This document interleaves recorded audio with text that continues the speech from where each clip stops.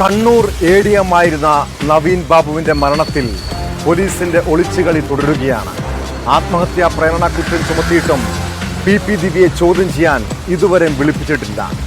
ദിവ്യയുടെ മുൻകൂർ ജാമ്യാപേക്ഷയിൽ കോടതിയിൽ നിന്ന് വിധി വരും വരെയും കാത്തിരിക്കുകയാണ് പോലീസ്.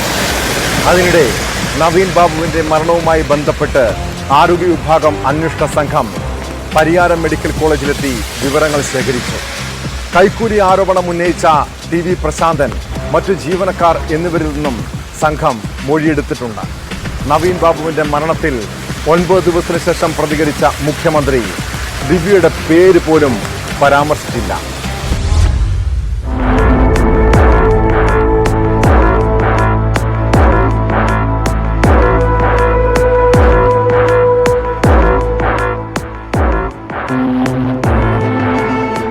മെഡിക്കൽ വിദ്യാഭ്യാസ ജോയിന്റ് ഡയറക്ടർ ഡോക്ടർ വിശ്വനാഥൻ, ആരോഗ്യ വിഭാഗം അഡീഷണൽ ചീഫ് സെക്രട്ടറി രാജൻ ഖോബർഗാഡെ എന്നിവരാണ് പരിയാരം മെഡിക്കൽ കോളേജിലെത്തി വിവരങ്ങൾ ശേഖരിച്ചത്.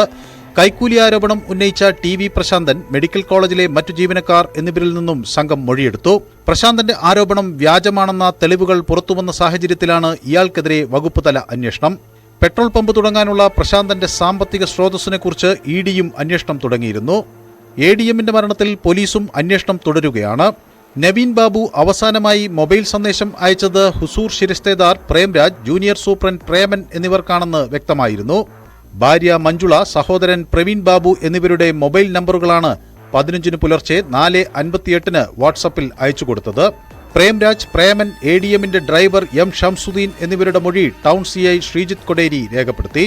യാത്രയയപ്പ് യോഗത്തിനു ശേഷം ഔദ്യോഗിക വാഹനത്തിൽ കണ്ണൂർ റെയിൽവേ സ്റ്റേഷന് സമീപത്തുള്ള മുനീശ്വരൻ കോവിലിനടുത്ത് നവീൻ ബാബു ഇറങ്ങുമ്പോൾ ക്വാർട്ടേഴ്സിന്റെ ഒരു താക്കോൽ തനിക്ക് കൈമാറിയിരുന്നതായി ഷംസുദ്ദീൻ മൊഴി നൽകി. നവീന്റെ ക്വാർട്ടേഴ്സിൽ നേരത്തെ തെരഞ്ഞെടുപ്പ് ഡെപ്യൂട്ടി കലക്ടർ താമസിച്ചിരുന്നു. അദ്ദേഹം മുറിവിട്ടപ്പോൾ കൈമാറിയ താക്കോൽ ഉപയോഗിച്ചാണ് നവീൻ ബാബു രാത്രി ക്വാർട്ടേഴ്സ് തുറന്നതെന്നാണ് പോലീസ് കരുതുന്നത്.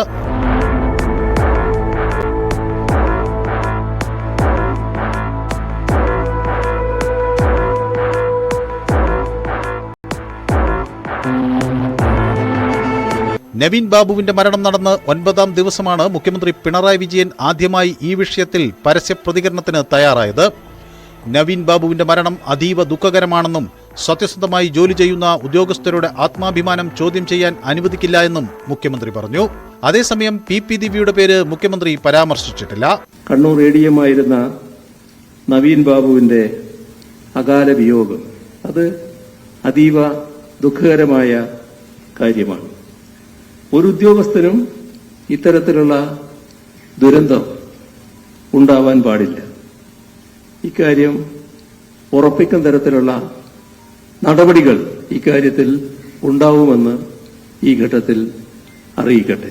ജില്ലാ പഞ്ചായത്ത് മുൻ അധ്യക്ഷ PP ദിവ്യ ഒളിവിലാണെന്ന് പറയുന്ന പോലീസ് മുൻകൂർ ജാമ്യാപേക്ഷയിലെ കോടതി തീരുമാനം അറിഞ്ഞിട്ടേ ഇവരുടെ കാര്യത്തിൽ കൂടുതൽ നടപടിയെടുക്കാൻ ഇടയുള്ളൂ. കേസുമായി ബന്ധപ്പെട്ട റിപ്പോർട്ട് പോലീസ് കോടതിയിൽ സമർപ്പിച്ചിട്ടുണ്ട്.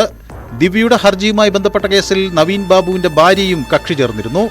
കലക്ടർ ക്ഷണിച്ചതിനാലാണ് താൻ യാത്രയയപ്പ് ചടങ്ങിൽ പങ്കെടുത്തത് എന്നും അഴിമതിക്കെതിരായ സതുദ്ദേശ വിമർശനമാണ് നടത്തിയത് എന്നുമാണ് ദിവ്യയുടെ വാദം. എന്നാൽ ദിവ്യയെ താൻ ചടങ്ങിലേക്ക് ക്ഷണിച്ചിട്ടില്ല എന്നാണ് റവന്യൂ വകുപ്പിനും പോലീസിനും കലക്ടർ നൽകിയ മൊഴി. ജില്ലാ കലക്ടർക്കെതിരെയും ആരോപണമുയർന്ന സാഹചര്യത്തിൽ അദ്ദേഹത്തിനൊപ്പം വേദി പങ്കിടില്ലെന്ന നിലപാടിലാണ് റവന്യൂ മന്ത്രി K രാജൻ.